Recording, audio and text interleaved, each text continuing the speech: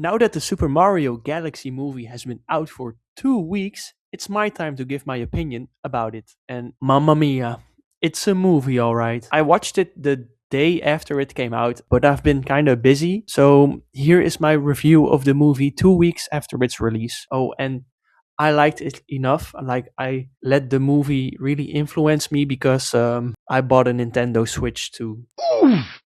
Yeah, and maybe that's also the reason why it is coming out 2 weeks after I watched the movie because I've just been playing Mario Kart. The Mario Galaxy movie is the sequel to the Super Mario Bros. Movie from 2023. It stars Chris Pratt, Anya Taylor Joy, Jack Black. There's a bunch of people in this. Bowser Jr. kidnaps Princess Rosalina so he can rule the galaxy and free his father Bowser. But Mario, Luigi, Peach, and the rest of the team, including some newcomers, have to stop Bowser Jr. and save Rosalina. They have to travel through the galaxy to do so. This is all I will say about the movie without giving any spoilers. I like the first movie better.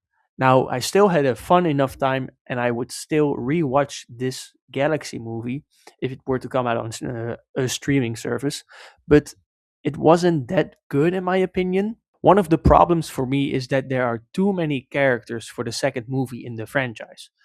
You have characters from the first movie, Mario, Luigi, Peach, Toad, and Bowser. Donkey Kong, unfortunately, isn't really in this one, even though I did like him from the first movie, was one of my favorites. But he does make a quick appearance, but it's not actually in the movie. But there are also a lot of characters added, with Bowser Jr., Rosalina, the Lumas, Yoshi, Fox, McCloud, plus a bunch of characters that you meet that have a very small part in the movie, but still makes it feel very crowded because you meet so many new people every 15 minutes. For a movie that's only 98 minutes, it's a lot of people. And it's not only characters, but also locations. There are a bunch of planets and cities that you visit and leave just as quickly as you got there. I kind of got the feeling that I was watching a recap of a movie.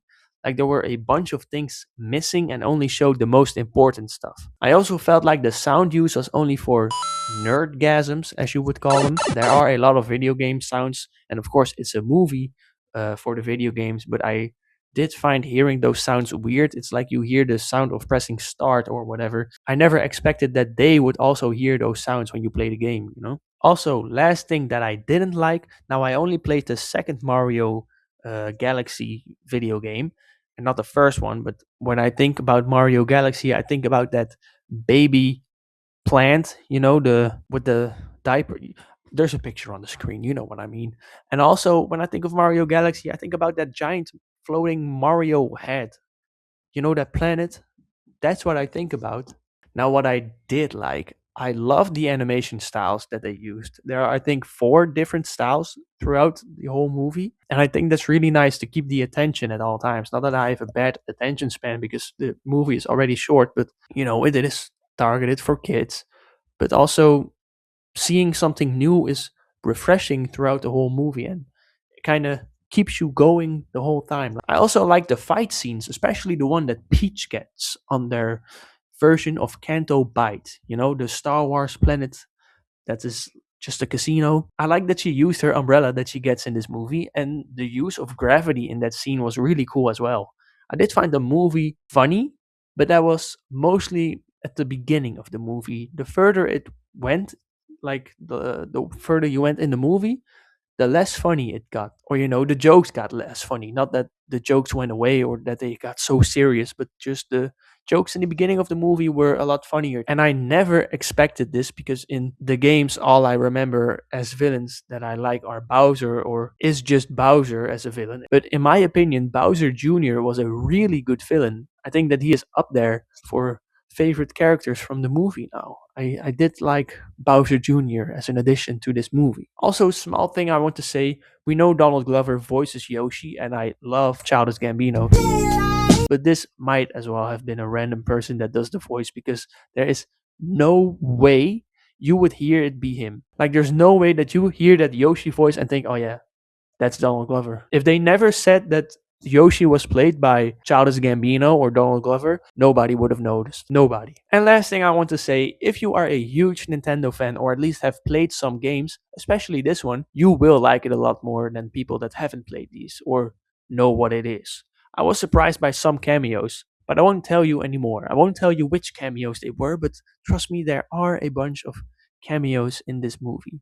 I gave the first Mario movie 4 stars. Like I said, I actually liked that one more, but this one unfortunately will be getting half of those four. Will be getting 2 stars from me. But maybe it will be better on a rewatch. Like I said, I do really want to rewatch it and see if my opinion would change. I would love for Letterboxd to also make the stars on their app the actual Mario stars. You know how they change it for Portrait of a Lady on Fire? They would get fire instead of the stars, or all of these other Easter eggs that they use on the app or the website or whatever you use it on. And out of the other movies I have watched in theaters this year, Mario Galaxy ends up at the bottom for now, because who knows, maybe there's a bunch of worse movies to come this year. Let me know what you thought of the Mario Galaxy movie and if you want there to be a third movie in the franchise. And do you want it to be about Smash Bros? I hope I will see you all next time.